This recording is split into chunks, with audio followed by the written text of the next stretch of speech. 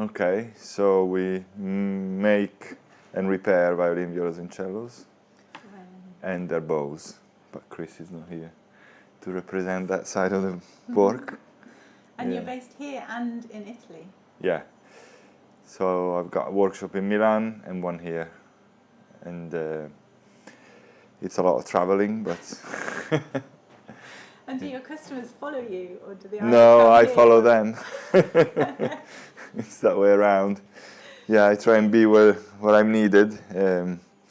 But it's pretty much divided into making in Milan and repairing here, although I am making here at the moment, so it's not always the same.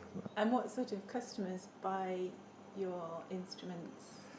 Well, it's either musicians directly, Professional musicians or students at their college, last few years of college, or sometimes it's shops, like dealers abroad. So they commission one and then they sell it on to the musician themselves. So it's either way, really.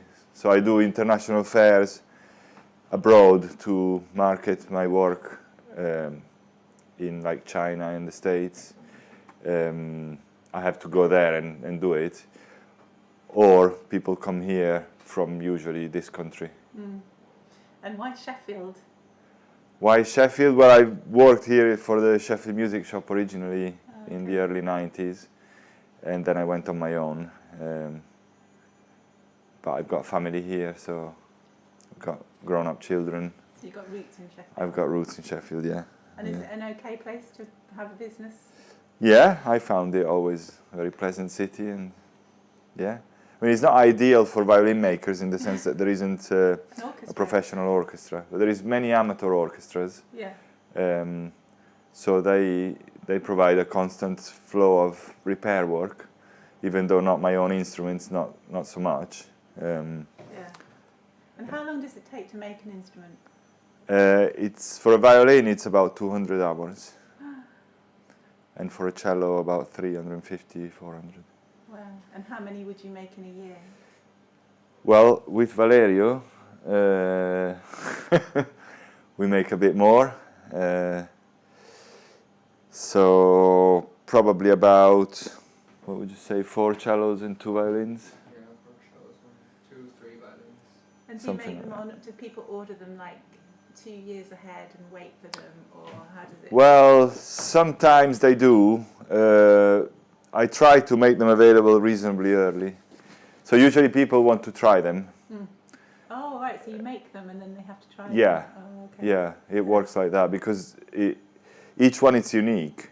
So even if they try one that they really liked, even though we measure everything, so we use quite a scientific way of making. So we measure the densities, the frequencies, and the thicknesses, and the arches, and everything on top of the model and other influencing parameters.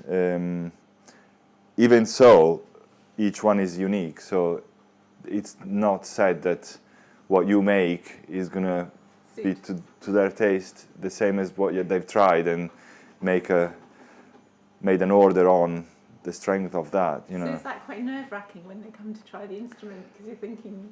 Well, we're getting quite good at repeatability of results with the numbers that the computer gives us. You know, we can track our work fairly well, but you know. And what makes the difference? Is it the quality of the wood or the? The wood is a huge aspect. The strength of the plates, the stiffness of the plates, so the thicknessing and the model. Because there is, on cellos is even more apparent because they're so big, so it makes more of a difference. So it's quite a good gauge for experimenting on tone with different woods and different numbers, see what the result is. And you were telling me about buying the wood, that there's a guy that rocks up in a van. Yeah, we just bought some wood yesterday. Did you? Who came yesterday? It's and the wood. It's always maple because the spruce. Usually I get it in Italy because it comes from the Alps, so it's quite easily reached in Italy. But the maple, it's from the Balkans, so like Romania, Croatia, Bosnia, that area. So yeah, we get good quality stuff from these guys that have made a business of coming over and made our work easier, Yeah. in the sense that we don't have to go over there to find it. You know, you pay a bit more, obviously, but